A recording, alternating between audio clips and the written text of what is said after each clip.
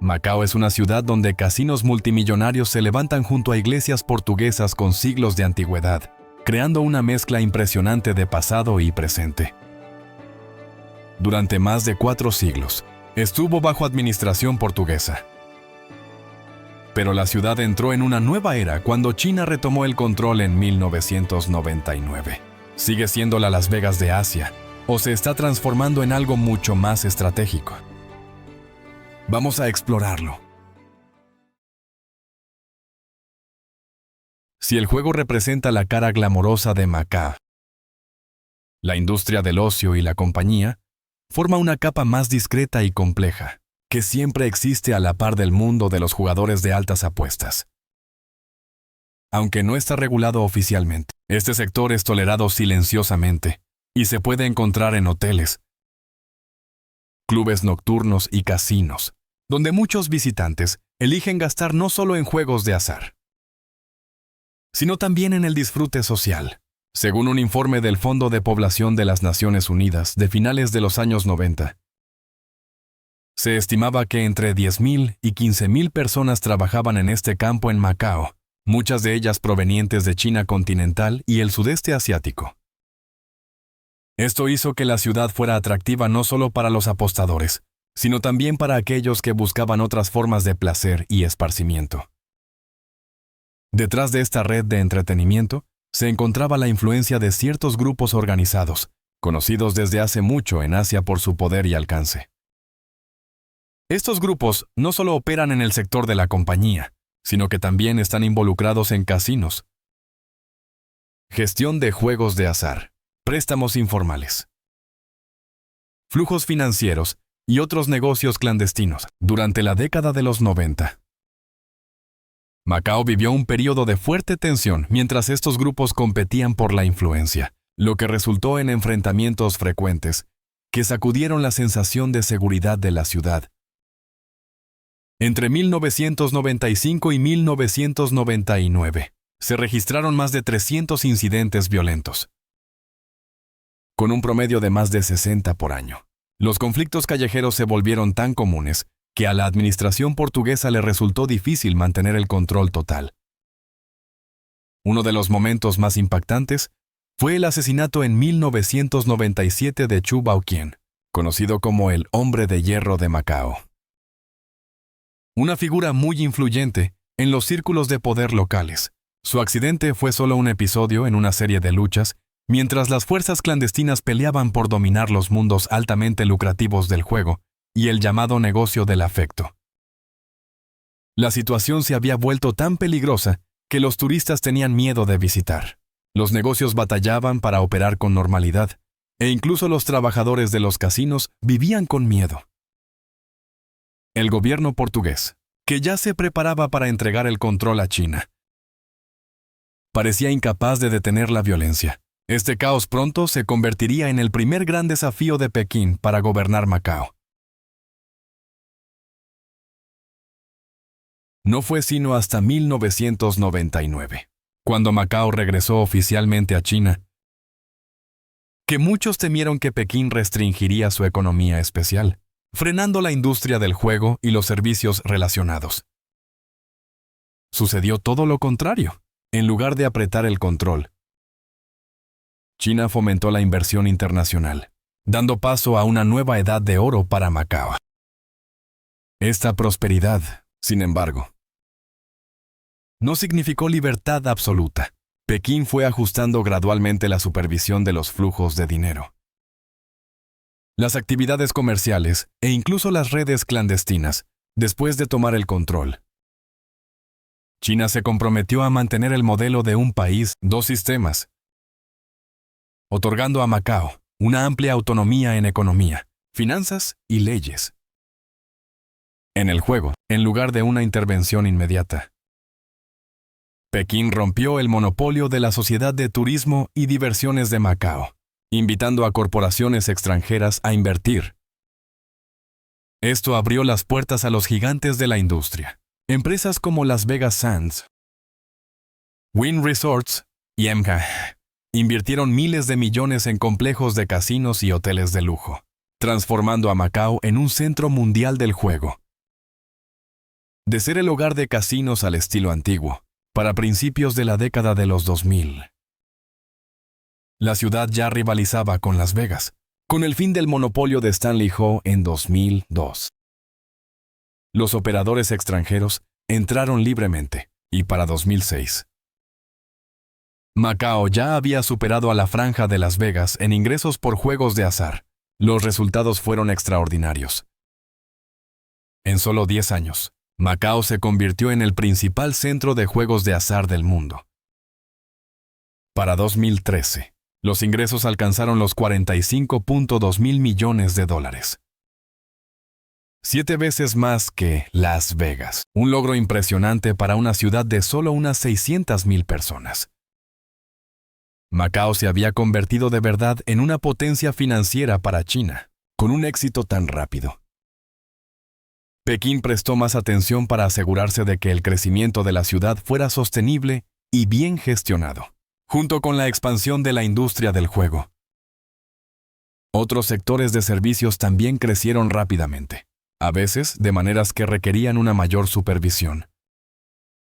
A partir de 2009, China y Macao colaboraron para fortalecer las regulaciones, mejorar la transparencia e implementar campañas para mantener el orden en la industria. Estos esfuerzos a menudo se centraron en garantizar prácticas comerciales justas y reducir la influencia de los grupos que tradicionalmente habían operado tras bambalinas.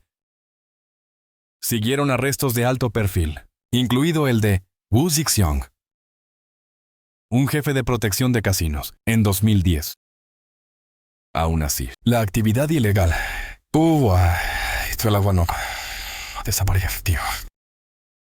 se adaptó, en lugar de la solicitación a nivel de calle.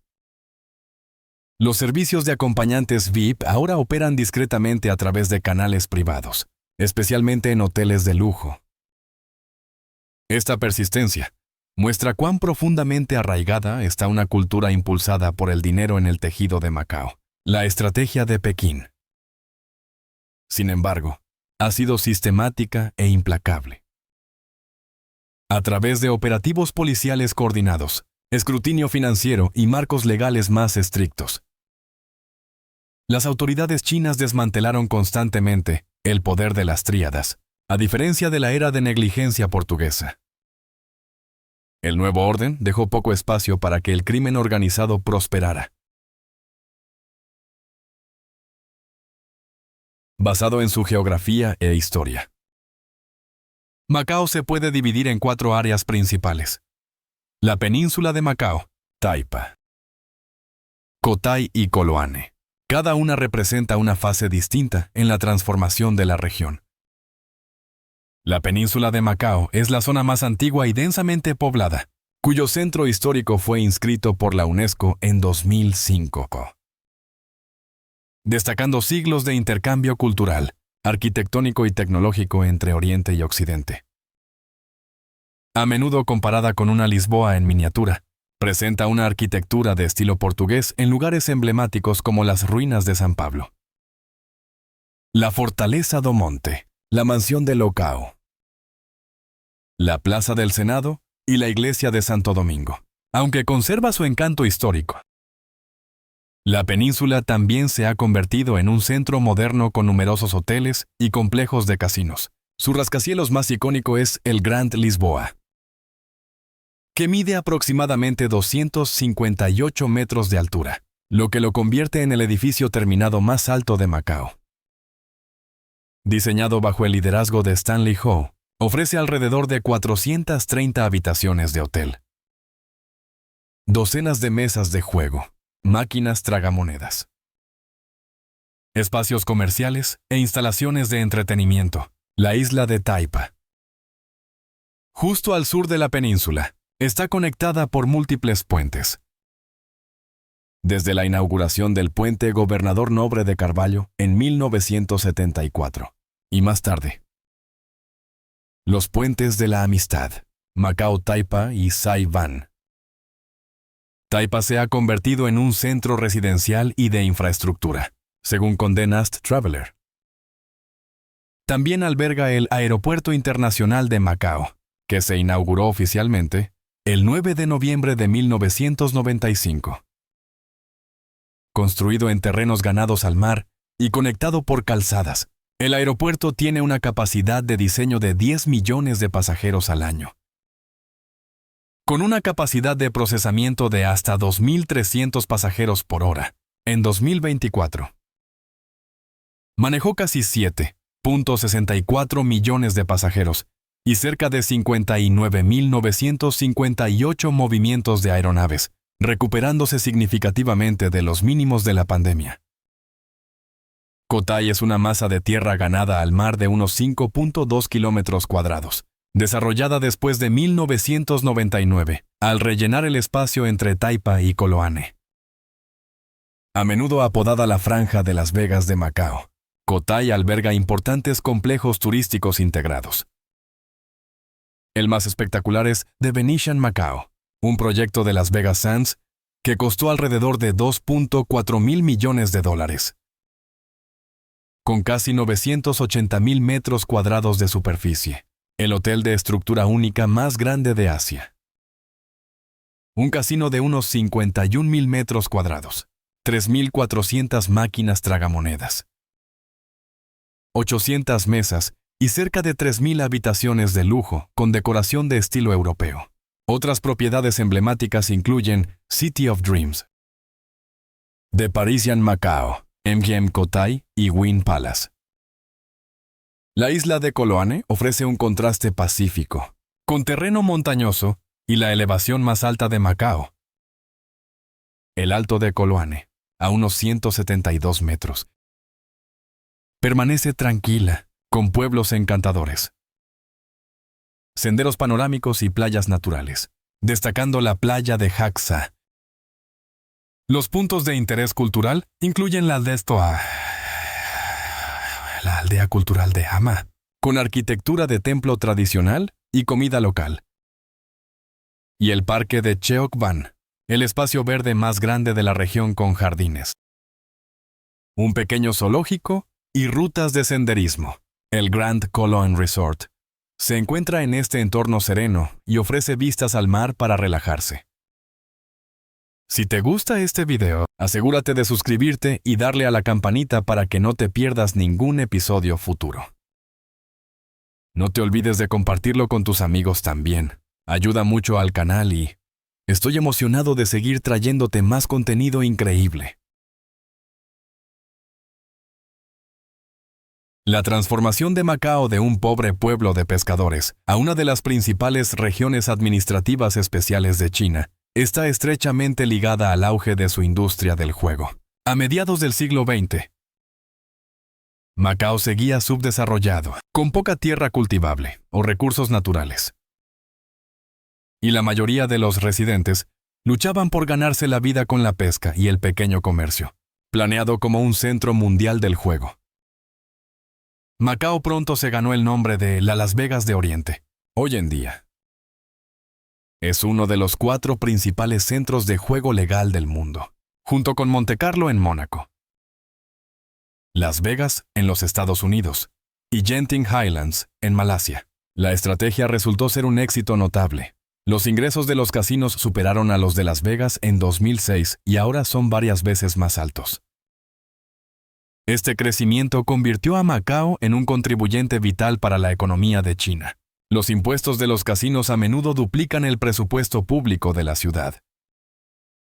Y los residentes han compartido la prosperidad. En 2011, por ejemplo, cada residente permanente recibió un pago en efectivo de unos $875. Para 2021, el Producto Interno Bruto de Macao alcanzó los $29.91 mil millones.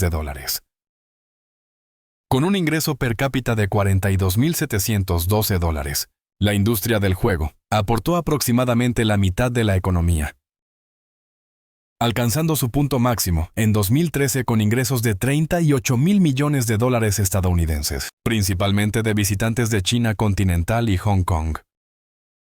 El desempleo se mantuvo bajo, con un promedio de alrededor del 3%.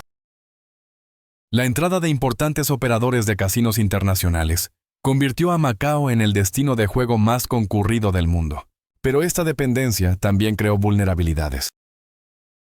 A diferencia de las industrias impulsadas por la tecnología o el crecimiento de la productividad, el juego depende en gran medida de las condiciones económicas regionales, especialmente de la fortaleza de la economía china. Los periodos de crecimiento más lento o una regulación más estricta afectan rápidamente a los ingresos.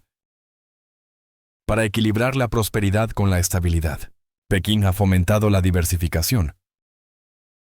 Las autoridades han explorado el turismo, las finanzas y las convenciones. Aunque la tierra y los recursos limitados siguen siendo obstáculos, el desafío se complica aún más por el doble objetivo de Pekín: reducir la dependencia del juego mientras se mantiene a Macao próspero y socialmente estable. Los flujos de visitantes han sido fundamentales para el auge de la ciudad. El esquema de visita individual, introducido en 2003, permitió a los residentes del continente viajar de forma independiente a Macao, lo que impulsó un aumento en la construcción de casinos y hoteles. El turismo alcanzó máximos históricos en 2019 antes de la pandemia, y la recuperación ha estado en marcha desde la reapertura. Los proyectos de infraestructura han reforzado la integración de Macao con el área de la Gran Bahía. El puente Hong Kong-Zhuhai-Macao, inaugurado el 24 de octubre de 2018, redujo los viajes a través del estuario a menos de una hora, mientras que el puerto de Qingmao, inaugurado en 2021, agilizó los cruces fronterizos a Zhuhai las 24 horas del día, los 7 días de la semana. Estos proyectos muestran la estrategia a largo plazo de Pekín: conectar a Macao más estrechamente con las ciudades vecinas, facilitar flujos turísticos controlados y mantener su papel como generador de ingresos y como escaparate de la integración regional. Después de la Revolución de los Claveles de Portugal, en 1974, Lisboa descuidó en gran medida a Macao, tratándolo como una provincia de ultramar. Una vez que China y Gran Bretaña comenzaron las conversaciones sobre el futuro de Hong Kong, Pekín también abrió negociaciones con Portugal. Estas concluyeron con la Declaración Conjunta Sino-Portuguesa de 1987, en virtud de la cual Portugal acordó transferir Macao a China en 1999. Al igual que en Hong Kong, China se comprometió a aplicar el modelo de un país, dos sistemas. Macao mantendría su propia moneda, la pataca, su sistema legal y una amplia autonomía, siendo Pekín responsable únicamente de los asuntos exteriores y la defensa, a diferencia del tenso ambiente en Hong Kong. La entrega de Macao fue tranquila, mientras que Hong Kong vio repetidas protestas a favor de la democracia. Macao permaneció en silencio, con poca oposición a la soberanía china. Los comentaristas a menudo contrastaban a Hong Kong como el hijo rebelde que exigía más derechos, mientras que Macao era visto como el hijo obediente que disfrutaba de la estabilidad con el apoyo de Pekín. Esta diferencia tiene sus raíces en la historia, cuando Gran Bretaña devolvió Hong Kong en 1997. Representaba el 16% del Producto Interno Bruto de China, lo que daba a sus residentes una sensación de peso económico y derecho a la opinión política. Las políticas coloniales británicas también habían fomentado instituciones más fuertes, una identidad cívica y una cultura más occidentalizada. Por el contrario, Portugal invirtió poco en Macao, y su gobierno fue ampliamente visto como burocrático y explotador. Durante la Revolución Cultural de la década de los 60, la agitación del continente se extendió a Macao, a diferencia de Hong Kong, donde los británicos la reprimieron. El movimiento penetró profundamente en la sociedad macaense, fomentando la lealtad a Pekín y la aceptación del gobierno comunista. La identidad china se reforzó a través de las escuelas y los medios de comunicación, cultivando un sentido de alineación con el continente. Esto ayuda a explicar por qué el regreso de Macao a China fue tranquilo, mientras que la integración de Hong Kong ha sido turbulenta. La administración débil y corrupta de Portugal hizo que el gobierno chino pareciera una mejora. A diferencia de Hong Kong, donde décadas de dominio británico dejaron aspiraciones democráticas y una sociedad civil desarrollada. La población de Macao estaba más preocupada por la estabilidad económica y la prosperidad que por las libertades políticas.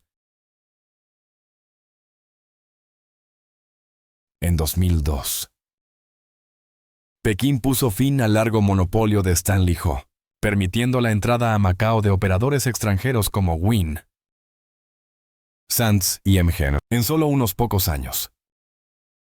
La ciudad superó a la Franja de Las Vegas en ingresos por juegos de azar, primero en 2006.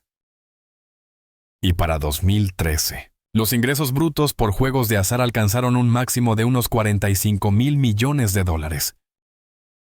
Este aumento convirtió a Macao en el mercado de casinos más grande del mundo, impulsando el Producto Interno Bruto y los ingresos del gobierno a través de los impuestos al juego. La Dirección de Inspección y Coordinación de Juegos comenzó a publicar datos de ingresos mensuales y anuales, asegurando un nivel de transparencia ausente bajo el dominio portugués. El turismo del continente también se disparó, ayudado por los cambios en las políticas. El esquema de visita individual de 2003 permitió a los residentes del continente viajar de forma independiente, desatando un flujo constante de visitantes que impulsó el auge de los casinos y hoteles. Las llegadas alcanzaron máximos históricos en 2019 antes de la pandemia, y desde entonces se han recuperado. La transformación fue dramática en poco más de una década. Macao pasó de ser un tranquilo puesto de avanzada colonial a la capital mundial del juego. La Franja de Cotai simbolizó este cambio, bordeada de mega resorts más grandes que cualquier cosa en Las Vegas. The Venetian Macao, con un costo de 2.4 mil millones de dólares estadounidenses. Se convirtió en uno de los marcadores más visibles del auge y proporcionó miles de empleos. Sin embargo, el rápido crecimiento conllevaba riesgos. Gran parte del dinero que fluía hacia Macao no solo provenía de turistas, sino también de funcionarios adinerados y élites empresariales que sacaban fondos de China, el sistema de salas VIP, a menudo dirigido por operadores de junkets, permitía a los grandes apostadores jugar a crédito mientras se ocultaba el origen de los fondos. Este sistema opaco se convirtió en un canal para la fuga de capitales y el lavado de dinero, moviendo miles de millones más allá de los controles de Pekín. Durante años, las autoridades lo toleraron, ya que los impuestos al juego financiaban infraestructura, programas sociales y ayudaban a mantener el alto nivel de vida de Macao. Pero a medida que Xi Jinping consolidó el poder y lanzó su campaña anticorrupción, la paciencia de Pekín se agotó.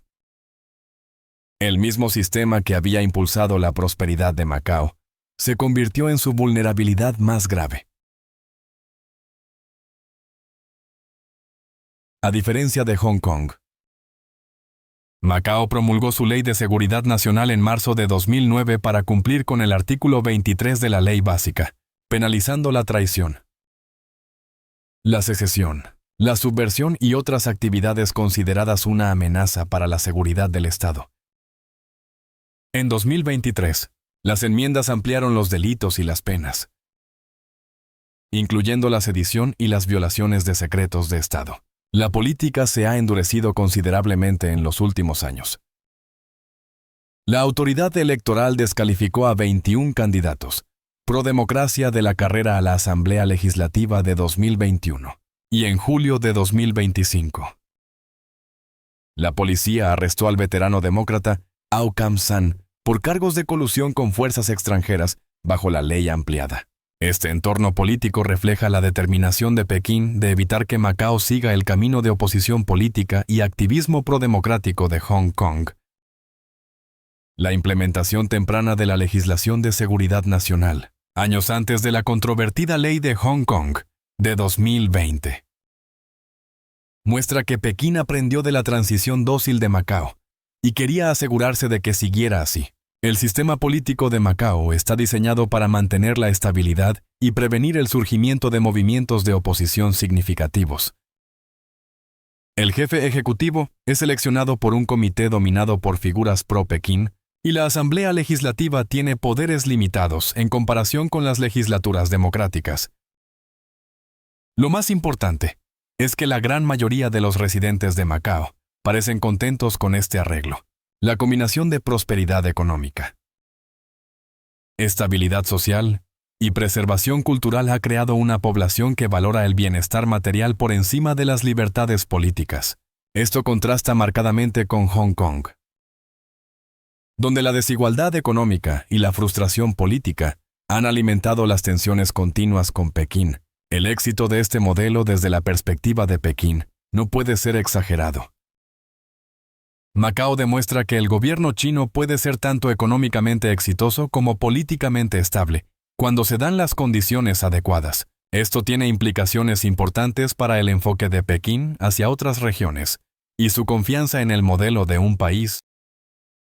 Dos sistemas. Si en los primeros años después de su regreso a China, Macao todavía era tratado con bastante comodidad por Pekín, para 2014, la situación había comenzado a cambiar por completo. El presidente Xi Jinping lanzó la campaña anticorrupción más fuerte de la historia moderna de China. Apuntó a funcionarios de alto rango y magnates que durante mucho tiempo habían considerado a Macao un paraíso para el lavado de dinero.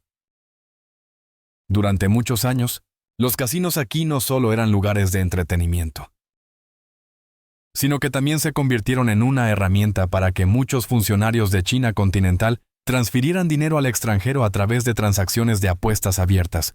Una de las formas más populares era el sistema de salas VIP, un área reservada para los grandes apostadores, donde podían apostar millones de dólares, sin ser vigilados muy de cerca.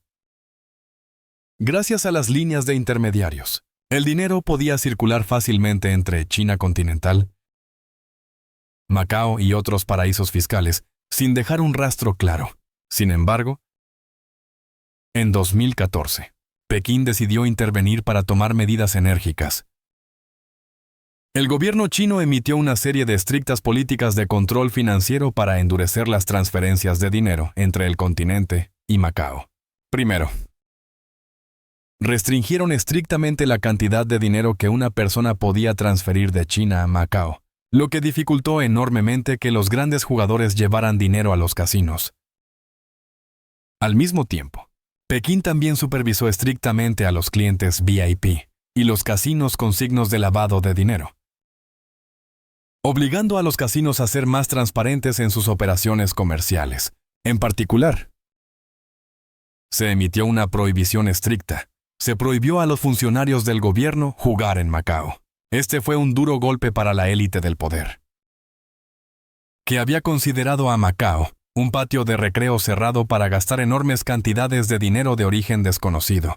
Estos controles causaron de inmediato un gran impacto en la industria del juego de Macao, ya que el número de clientes VIP de China continental se desplomó. Los casinos, que dependían en gran medida de este grupo de clientes, cayeron inmediatamente en crisis y, como resultado, los ingresos por juegos de azar de Macao se desplomaron. En 2013, los ingresos totales de los casinos aquí alcanzaron un máximo de 45.2 mil millones de dólares.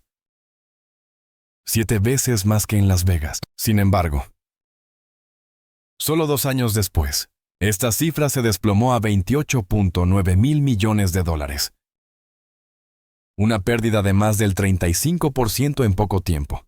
Muchos casinos se vieron obligados a reducir sus operaciones o buscar cambiar a modelos de turismo y entretenimiento para compensar los ingresos.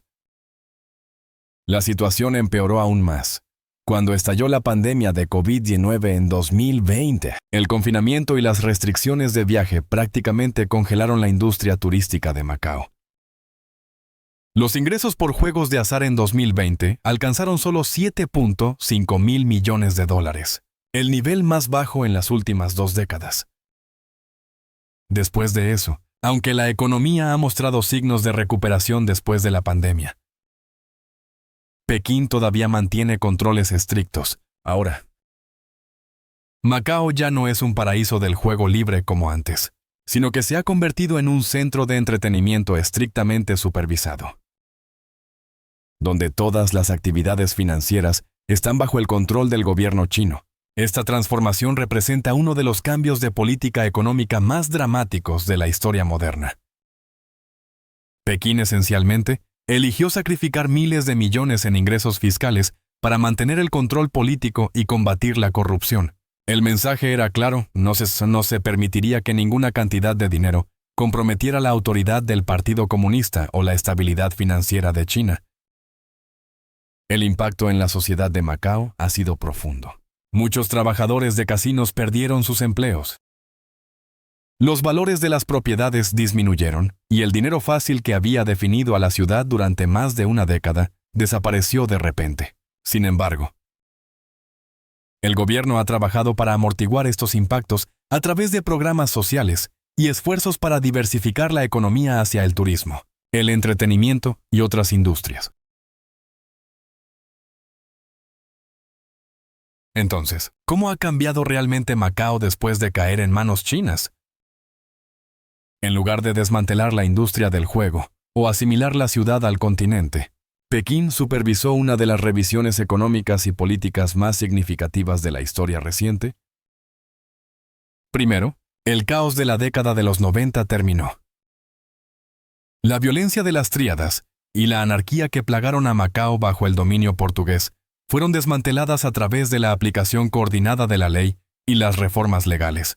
Segundo, Pekín abrió la ciudad a la inversión y el turismo internacionales, creando el mercado de juegos de azar más grande del mundo y elevando el Producto Interno Bruto per cápita por encima de los $42,000, entre los más altos de Asia. Esto trajo prosperidad a los residentes e ingresos fiscales sustanciales al gobierno. Tercero, cuando los flujos de capital no controlados y el lavado de dinero amenazaron la estabilidad de China, Pekín impuso controles estrictos. La campaña anticorrupción de 2014 redujo el sistema de junkets VIP, disminuyendo los ingresos, pero remodelando a Macao en un centro de entretenimiento más regulado. A diferencia de Hong Kong, Macao se ha mantenido políticamente estable y en gran medida apoya a Pekín, ofreciendo un modelo para integrar regiones autónomas, manteniendo tanto la prosperidad como el control.